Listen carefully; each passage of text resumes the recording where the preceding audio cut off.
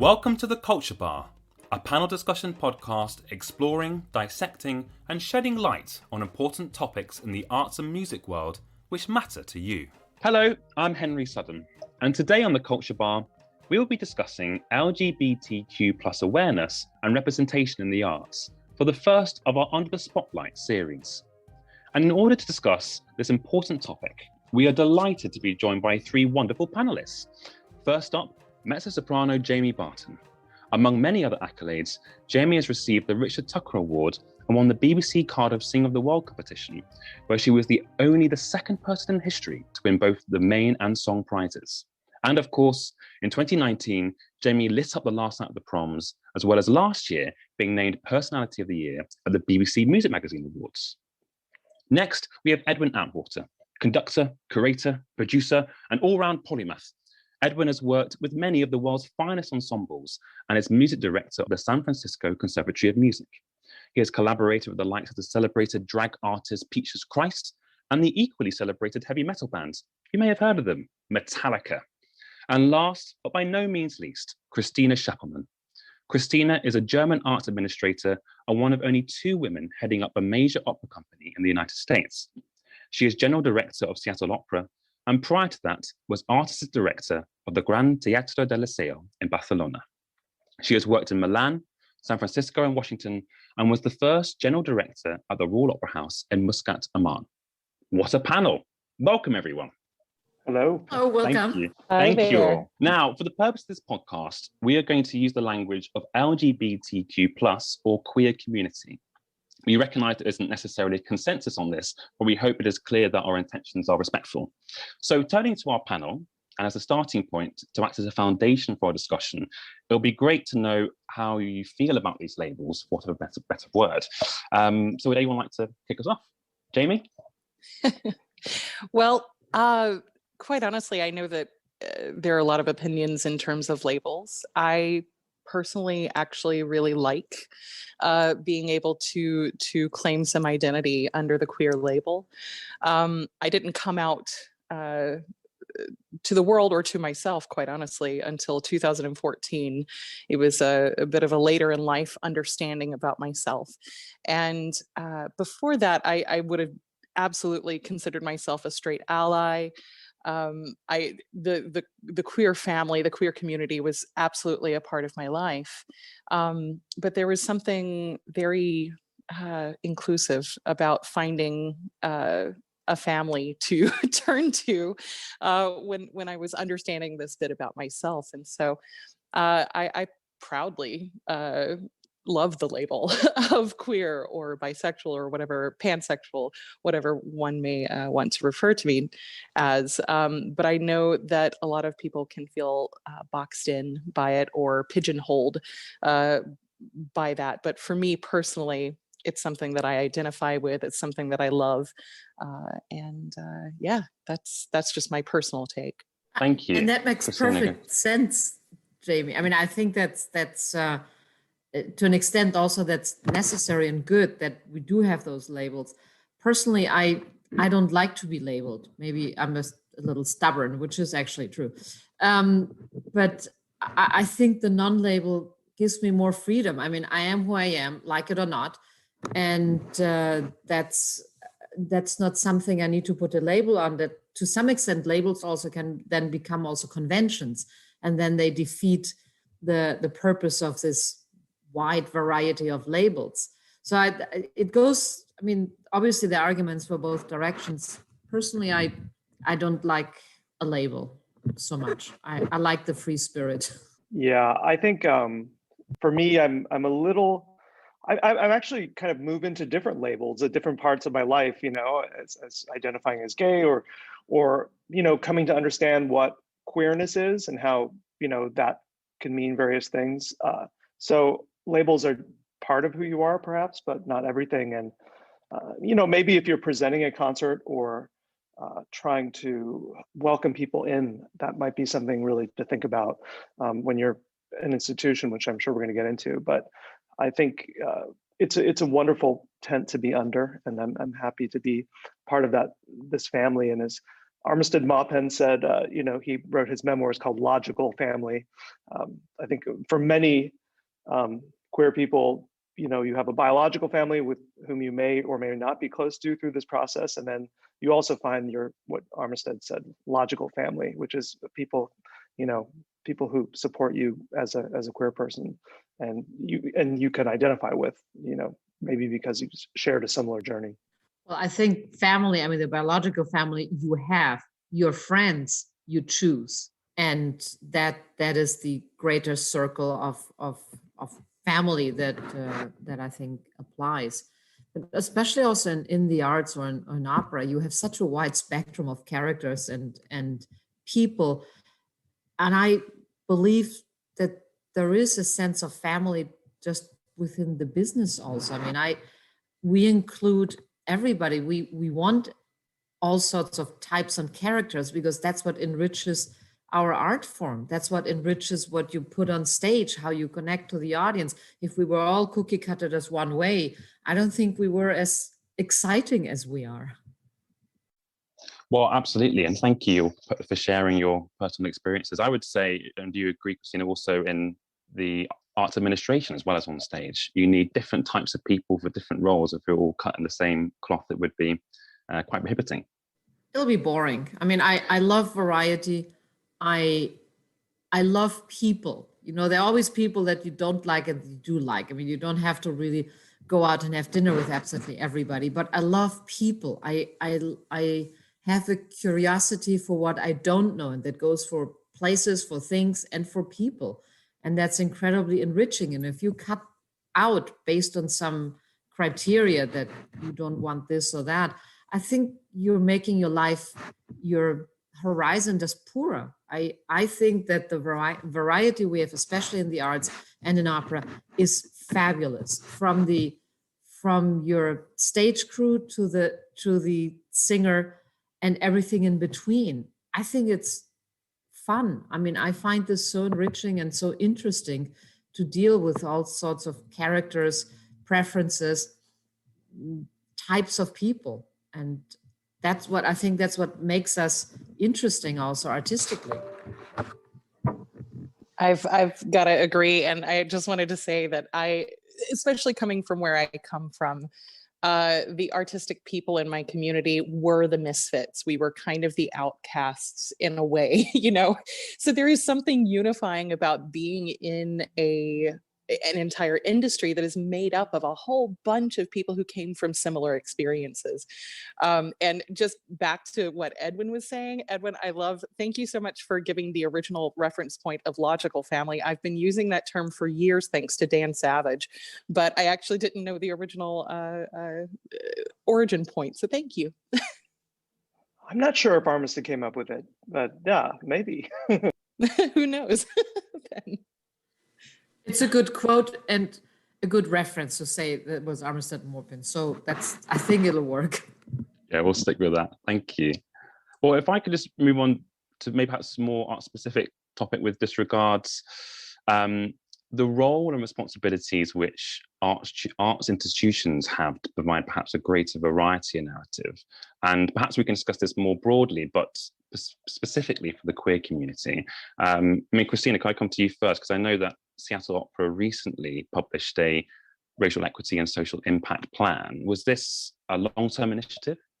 That has been about over 2 years in the making. So, I mean, that plan was being defined and worked on before I came to Seattle Opera. And I'm very happy that we are one of the first ones to actually have published such plan. It's a 3-year plan and has various steps inside the company, which includes also the board. And we're working with the board and with the staff on equity training. And I think it's important in the US and in the present climate, I think it's very important to make it very clear where you stand on those subjects, because they're not obvious and not just, given. And so I think having this plan, and we've also published it, it's on our website, I've shared it with Opera America, and I think it's very important to be clear that the company stands for something very specific, but it also is working on implementing it and not just putting it on the website and say here and it sounds good, but it takes some work also, and the board works with us. And of course, there's some that are more inclined to work with you on the subject, and also it's a generational issue sometimes, and often it's a philosophical topic, but it's important to talk about it. And our board has been at least very cooperative in participating also in equity training and in engaging in this dialogue. So I think we need these type of plans in order to move forward as an industry and really be clear and obvious and actually implement equity. And does that also influence what you see on the stage as well within your plan? Yes, but to me, that was already before. I mean, I've worked for the last 20 years with all my career. I've worked with all type of singers. I mean, white, black, Latino, Asian. To me, the mix on stage is in a way natural. If you have quality singers, you will have automatically a mix. If you're honest with yourself and you don't fall into habits and traps of going always for the same people and the same type of you. If you're honest with yourself as an artistic director or general director and you pick who's best, you will have a variety in your casting. But it goes further because it's not just on stage. The bigger hurdle is the production teams, stage director, designer, set designer, costume designer, lighting designer, the stage managers. That's where it takes work to really create variety, because and also attract the variety, but also make it very clear that you are looking for it, that you will hire it, that you're open to anybody. And that takes work, and that takes active initiative, and not just sitting there and waiting until you have diverse candidates for these jobs show up. You have to seek them out. You have to establish and make it clear that you want them, that you're hiring them, that you're looking for this diversity, and you have to actively also attract this diversity early on so that you train them into the business, because they're not going to appear just by some magic. Well, I think it's really encouraging to hear that, as you say, it's not just a plan, it's being implemented, and there's some active actions in order to realize it. And it'll take time. I mean, the truth is it will take time, because in some places the mindset is there and is open and cosmopolitan and diverse, but even where the mindset is already there, there's still work that needs to be done to really make it part of your thinking and not just occasional thinking. But there are also parts of the US where it really takes more work, where it's just the traditional and historic trajectory of a society is different in that sense, and is not as open, cosmopolitan, international, and just broad in its vision. And that takes time. It doesn't come overnight. It's not about making a plan and then you push the button and it's implemented. Changing people's minds is much harder than implementing or publishing a plan or making a law. Absolutely. Jamie, I see you nodding a lot. Do you want to pick up on this?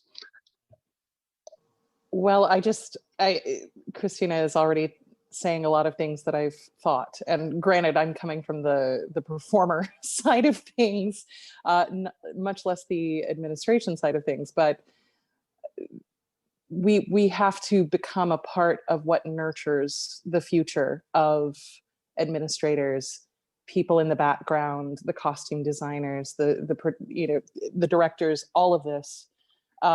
That's similar to what she was saying. This is where I see a lot of that inequality, just in terms of representation of who was hired.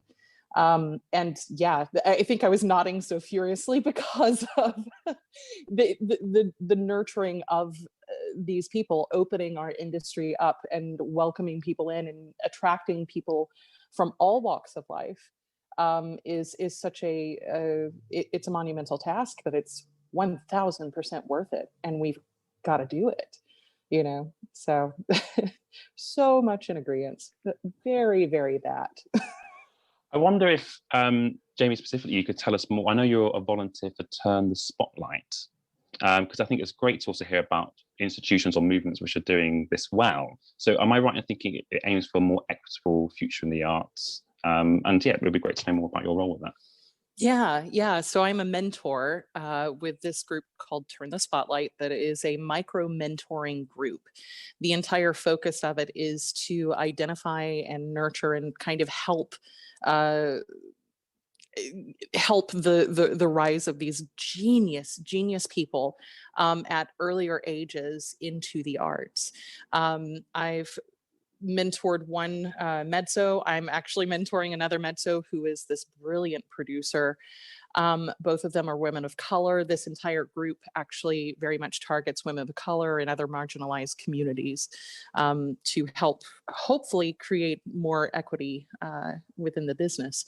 But it's, I'll be so very honest.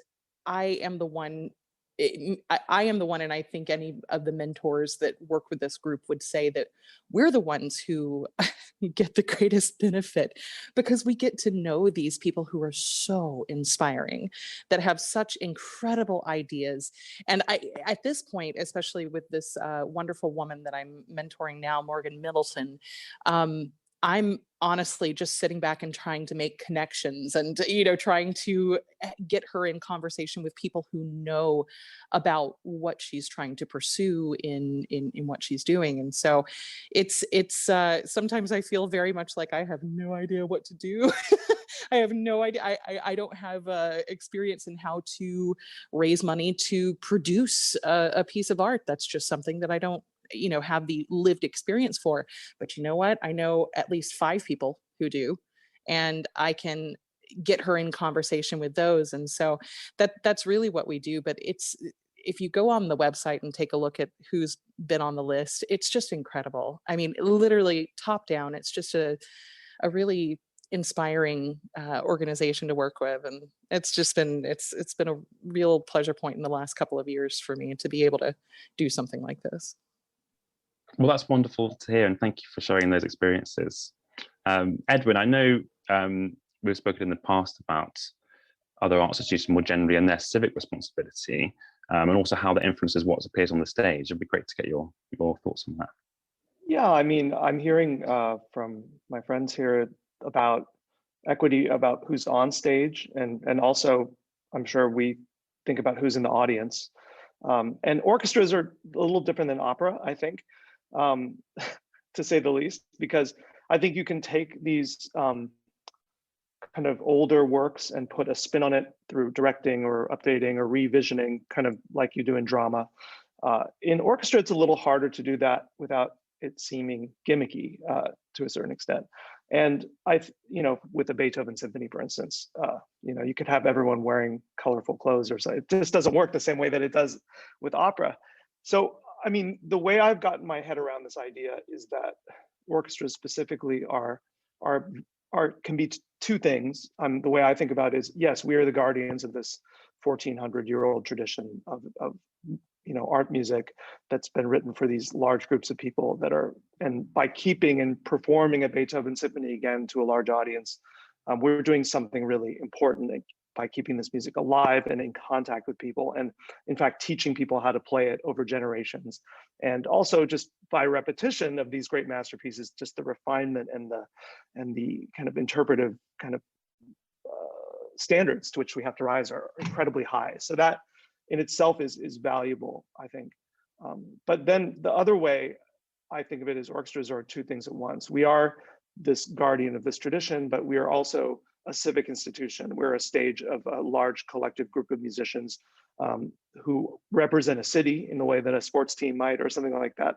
And our job, as well as being a tradition carrier or torchbearer, is to serve our community in all its diversity and for whatever it is. And so I think orchestras are just starting to do that a little bit.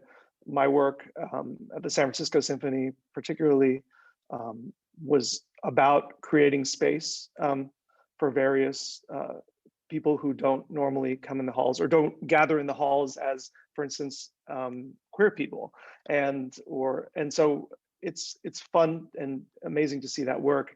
And I think it's just a way people think. It's really hard for people to think of both. Like, if we do this, then we're not, carrying on this important tradition or job that we have. Yes, you are. You can do two things at once. It is possible, to be many things, especially if you're a gigantic, multi-gazillion dollar, arts institution. It makes it even more pressing that you serve more people. And so that is beginning to happen. I think it's just the tiniest baby steps, though. I certainly feel like I'm on the forefront of this in the orchestra world, less so than perhaps opera, who's been able to do it. But I think, again, I use the word narratives a lot in my mind, which again is a theater or literature word, less than perhaps a symphony word. But my English teacher, whom I adore, said, the reason I read is to experiences someone's life who's not my own. And I kind of think, what experiences or what variety of experiences can we create on stage in an orchestral setting, which can kind of go along these lines, and to expose our audiences, or to give, to experiences which are different and unique and wonderful. Edwin, since you were referring to tradition and maintaining certain musical traditions, I also think we have to create new traditions and look into the future. There has to be an organic evolution of what we do, and not just take the old pieces and do them again and again. And I think in that sense, we all have a responsibility, because when we do this, we have to look beyond our usual circle of composers and librettists and just look for other stories also. Stories that are, it's stories for opera. I know in symphony you only can tell so many stories, but the inclusion of other composers and mixing styles way more will also maybe appeal to other people that we're not reaching right now, that just don't care about hearing Beethoven because they don't even know what it is, and nor do I have to. In Oman, the audience there had no idea, if Beethoven is a chocolate or if it's a composer, and it didn't matter. What was important is to get them through the door and actually enjoy it. And I think we in the US could potentially get more people through the door by having other type of composers and librettists also involved in what we do. And in the symphonic world, of course, composers. And the San Francisco Symphony under MTT has done a lot by expanding the repertoire with American composers. But I think we all need to push forward. Otherwise, what are we leaving? In 20 years, do we want the repertoire to look the same and the audience to look the same? And to change both, we have to do the uncomfortable work of introducing new things and taking risks, calculated risks, but risks. Otherwise, we will not have diversity, neither on stage, nor in our staff, nor in the administration, and certainly not in the orchestra. And for some, this is all going too slow, and I understand that, and I respect that. But things just take time if you want to convince people and really come with you. And maybe we don't really have time to be slow. So some of us, and Jamie is also a great example by mentoring and by being actively involved. And I think some of us are doing a lot in pushing the agenda, and hopefully we get somewhere. I will be excited if we can, in a few years, achieve a diversity that is different from where we are now. It'll be fantastic to be able to feel it, to see it. I really had a revelation in this COVID time and reflecting and all the social change, that's happening in the States. I could say, I've never been in an institution that hasn't become more diverse or had, widened its umbrella in my career. And that was from the very beginning. It was something I thought about. But I feel a really more of a sense of urgency now, or a wake-up call, just maybe because we're on pause and reevaluating. And so the question of speed, I would advocate for that, and am doing more, even though I don't feel bad about what I did before. There's so much more we can do as institutions and individuals. And I'm feeling that from colleagues as well. But I think time is of the essence. And in fact, one of my biggest fears, about this pause in performing arts and all the reflection we're doing is that we will just slide back into our old routines when we come back. That, a year from now, things will be back to normal. The economies of arts will be working in the ways they have before. There'll be this great demand, and then, okay, let's just keep doing what we're doing. And I think this is an opportunity, to move faster. But Edwin, don't you think that in order to get restarted again, we need to push the diversity and the change very quickly, because otherwise the audience might not come back. Some of our usual audience might come back, but not all. So if we don't go out there loud and with confidence about what we do and also implement changes, I think we're missing an opportunity, a fabulous moment of pause to restart with another energy, with slightly different paradigm also. Okay. Exactly. Yeah. I was just going to say, I came from a place in a childhood where classical music wasn't a part of the landscape at all. I grew up on a farm in the middle of nowhere. There still is no cell reception, no Wi-Fi. They just got running water 2 years ago. That's where I'm from. So all of that is to say that classical music really had it just didn't reach that far. But I found my way to loving classical music through many things, through school, through NPR, honestly, was a huge selling point. But I found my place in it as a kid who came from nothing that resembled classical music. And because of that, I have a very, very strong belief that there is a place for all of us. What I'm hearing, and I totally agree with, and what I am personally setting for my goals going forward, is to start not only choosing to highlight perspectives that haven't been highlighted. When I was going through college, basically every composer I learned about was a dead white guy, right? Yeah. And there is some really incredible music written by dead white guys.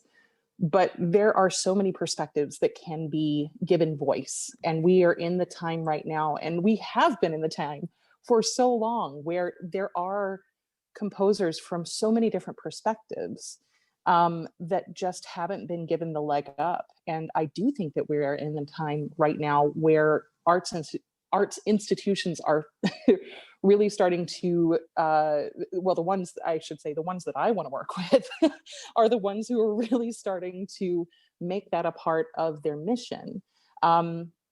I, in my own work, and for any younger singers who might be listening to this, I just want to encourage people to take the steps where they can. I think as singers, very often we feel like we are just, we're not the people who plan what gets done. But that's not the case when it comes to recitals. And in my own recital work, I get to choose whose stories I tell and what settings of, different poems I tell. And so I'm starting to try and reach outside of the box. It is difficult, especially if you're talking about women composers, any historical women composers, identifying queer composers. It is difficult. You have to do a lot of extra legwork. But the response that I've gotten from the recitals that I've done that have been with that focus have been overwhelming. Now, most of the responses have been like, "Oh my gosh, thank you so much. Holy crap, I've never, heard this piece by this brilliant composer who happens to be a woman."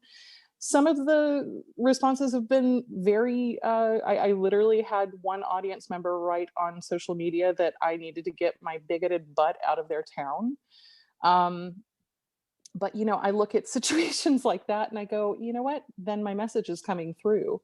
And that message of coming from different perspectives is something that I am dedicated to. And it's just something that I really want to encourage people to consider how they can do in their own walks, even if they're not the administrators of a wonderful opera company or an orchestra or something. We all have steps that we can take as artists that help open the doors for different perspectives. And at the end of the day, that is what I think is really going to be bringing in some new audience members, some new perspectives on stage. It just makes it all better. It makes it all worth it. Jamie, I was really resonating with what you were saying about how you found classical music on the farm. Similarly to me, I mean, I grew up in West Los Angeles, so not really the same, but I wasn't exposed to classical music. My parents tried to get me into it, but I was listening to other kinds of music. And then at some point I found it, and I found people who loved it, who are like me. And you know, they became my best friends, and we spurred each other on. And so, you know, there's this funny thing about classical music, which is we're such a long and entrenched tradition, and have these huge buildings in the middle of cities. But the truth is, you know, we are kind of a subculture at this point in the bigger world of entertainment and media and all of that.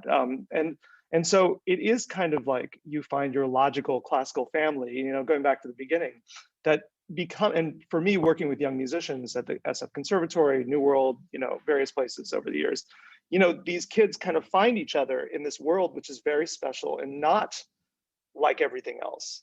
And there's a sense of almost a queerness about that whole journey in its own right. And I think rather than, you know, the stance of classical music institutions being like, we're these great, you know, important things, and you're lucky to, you know, step in our doors, perhaps they should see the reality of what being a classical musician is like. It's a very small, you know, group of the population who really care about beauty and depth and, you know, all these wonderful traditions. And I mean, if even the institutions rethought about who are we and what, you know, what's the journey to us, it's not what they might think it is.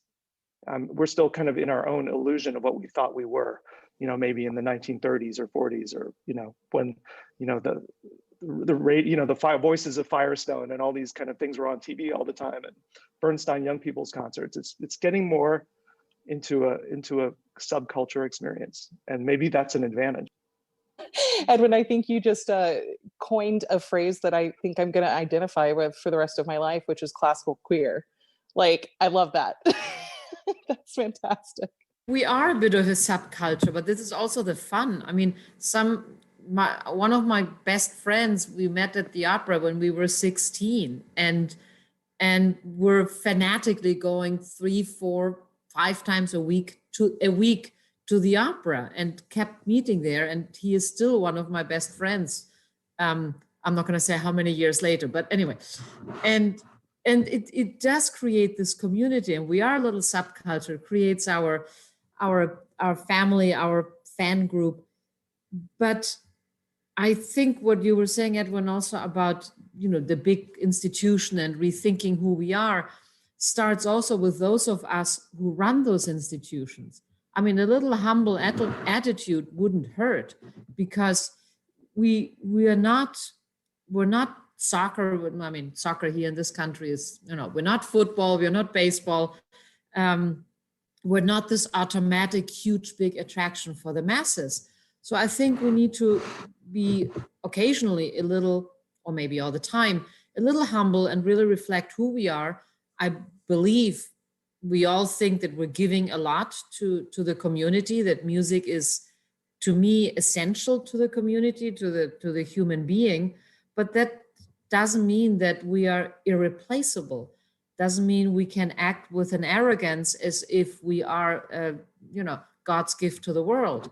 We have to consistently bring our message to the community and really display how engaging and exciting and riveting, but also intellectually stimulating it is, how it can stimulate curiosity, broaden your horizon, stimulate your curiosity about your community or about history when you read about those white composers, because the classical music comes from Europe. So of course they were all white in the 17th, 18th, 19th century, but this now needs to change. And mainly really also because of the American situation that is so diverse. Let's broaden our spectrum of composers and music and bring in more. We add to our business if we bring them all in.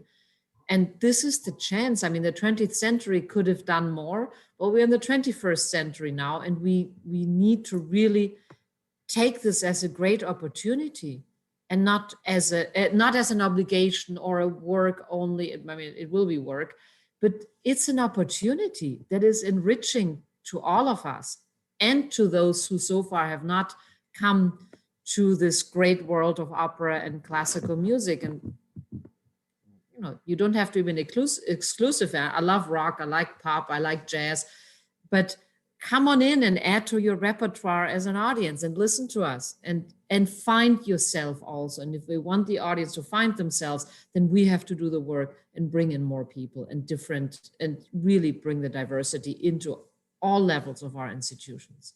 Christina, I think you summarized it very succinctly by saying it's tradition versus new traditions, if you agree with that. And Edwin, I just wanted to pick up on something with you, is that I might be extremely ignorant here, but I think you're one of the few classical musicians, or certainly orchestral musicians, that celebrates your sexuality and your artistic content.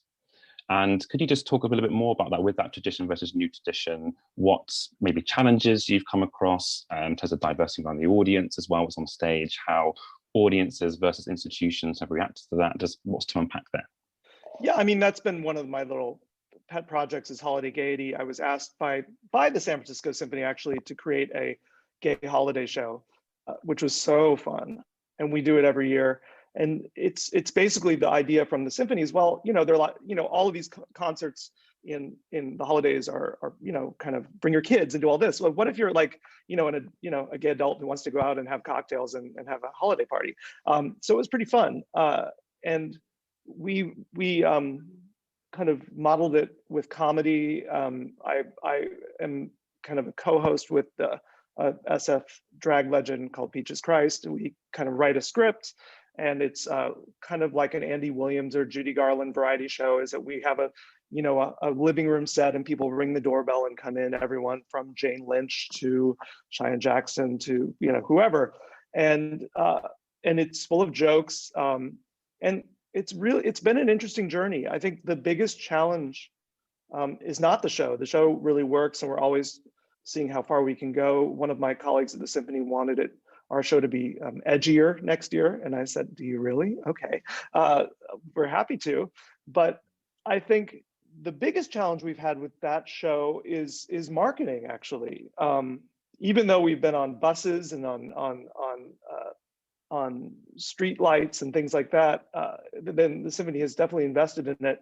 I think getting the word out, to the whatever the community here in the Castro, here in San Francisco, a lot of marketing for drag events is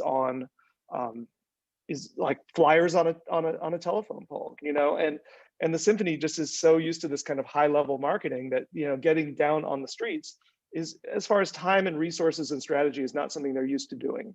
So when you're reaching out to a new community and want to draw them into this fortress-like, hall across from City Hall, and which is not inherently welcoming to a queer person or to someone who hasn't been in there, you have to kind of go out and make contact. And I think we're learning how to do that bit by bit to kind of reach communities, kind of not directly, because even things like typeface or font, like there's a San Francisco Symphony House style in things that go out. And is the Symphony House style of visual marketing blurbs the best way to reach the new audiences? Probably not. So that's definitely one challenge. And the other challenge is the weight to be inclusive. And this is kind of a fun challenge. The weight to be inclusive is so dramatic. So we're, like you said, in charge of LGBTQIA+.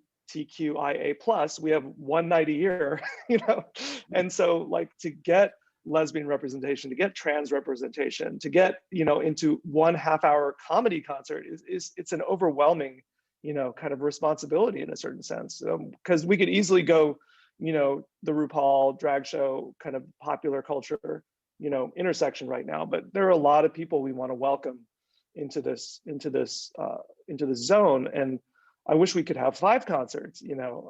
We had the first trans woman singer on our stage singing chansons,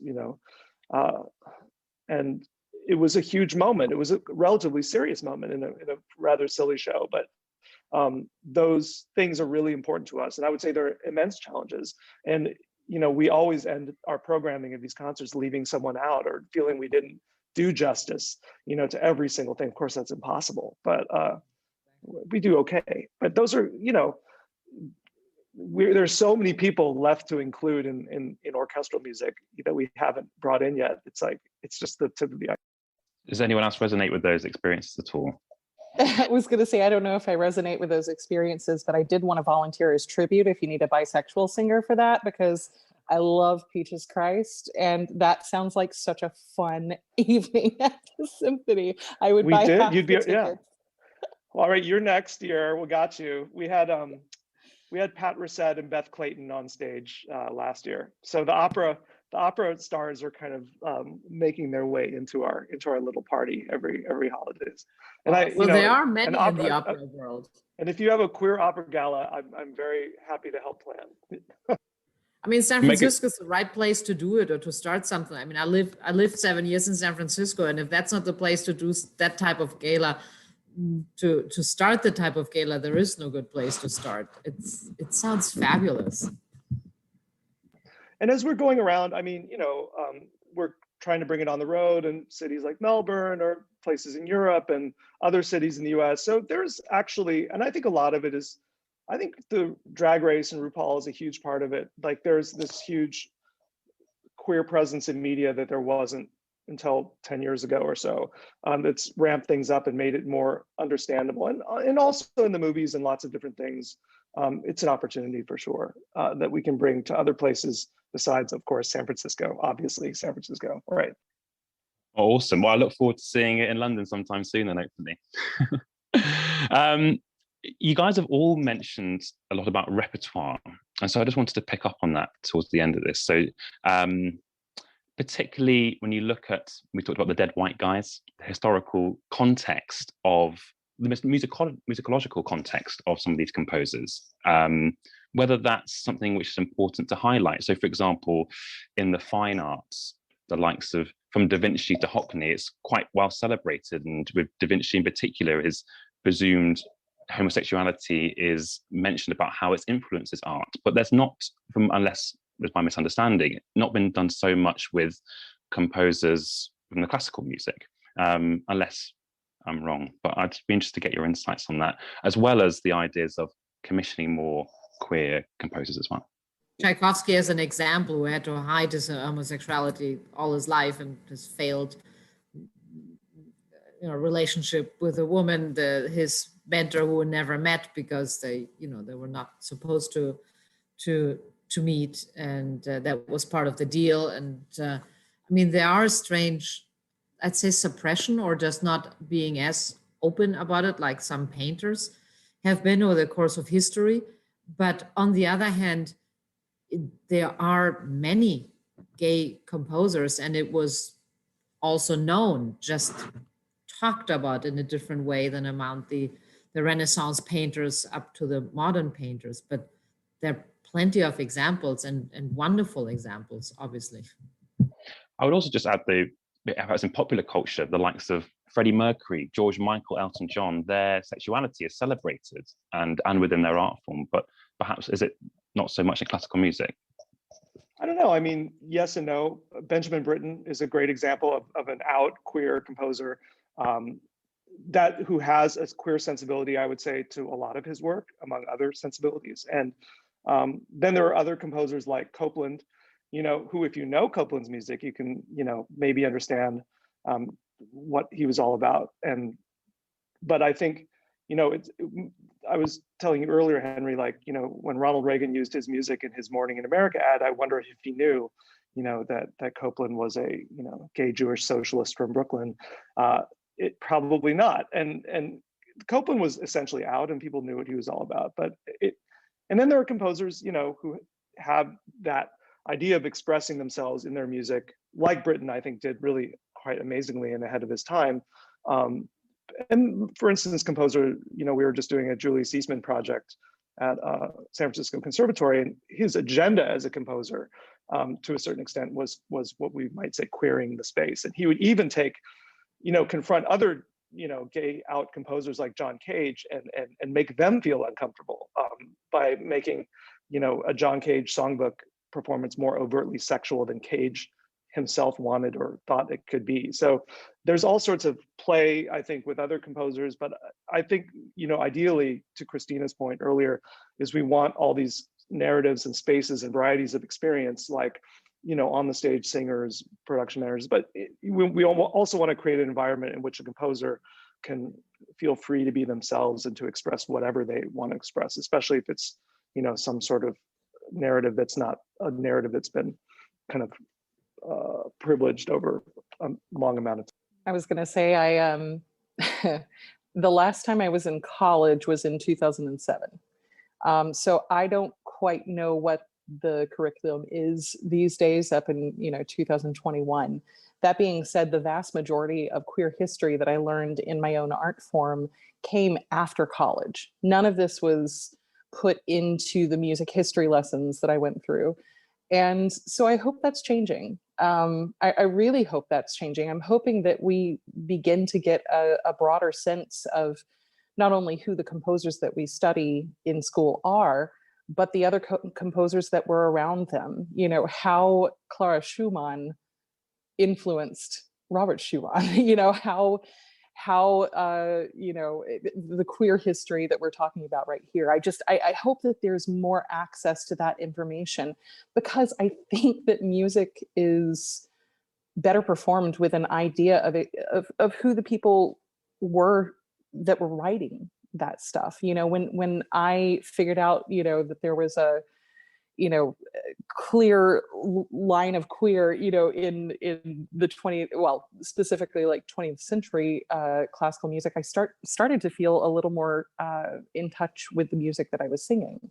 And clearly that goes back way further than the 20th century. So I really hope that is an element that academic institutions are going to be paying a bit more attention to and putting in the history books. I think it's really, really relevant. Could you help start my education right here? Could you recommend some contemporary, perhaps classical queer composers? Carolyn Shaw, she's the first one that comes to mind. She's brilliant. Yeah, Ian Bell, really wonderful English guy. We won't hold that against him then, don't worry. He is absolutely wonderful. You guys, please chime in. I think Ian Bell is a good example. He's a very good composer and a really, really, really nice guy. But back to, if I may, for a moment, I agree with what Jamie said, but also as far as the conversation goes about the sexuality of composers, I think it also has to do that the audiences might be a bit more bourgeois and not willing necessarily to discuss that. On the other hand, does it really matter the sexuality, the sexual inclination of a composer if we want the quality of the music? I think in Europe, we talk about anything with much more and without that many inhibitions. In the US, there's certain things that are just either not discussed or discussed very carefully, or are just not, people are just not so much at ease to talk about certain subjects, which I think is a mistake, because that's what makes it kind of more obvious what is out there if you can talk about it with a certain natural ease and not be afraid of certain topics or subjects. And there, I think it goes for the diversity, for the racial diversity discussion as much as for sexuality. I think those are all issues that one should be happy and capable to talk about rather than shy away from it. I mean, just jump and discuss it. And I think that the society in the US, depending where you go, does not so openly and easily talk about certain topics, especially certain symphonic and operatic audiences also. A section of it, not all of them, of course, and it depends where you are. And I think it enriches the conversation and enriches people's perspective and minds to discuss the topics that maybe are not comfortable for everybody.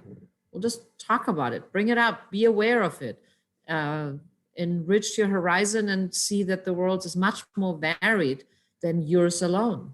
Well, what a fantastic message to finish on. Thank you, Christina. And many thanks again to all three of you for joining us, Jamie, Edwin and Christina. Thank you also to Ia Carter, Ed Milner, Ian Stones, Alice Jones, Beth Stewart, Fiona Livingston, and our sound editor, Merlin Thomas, all of whom have made this podcast possible. Our theme music was composed by Robert Cochran.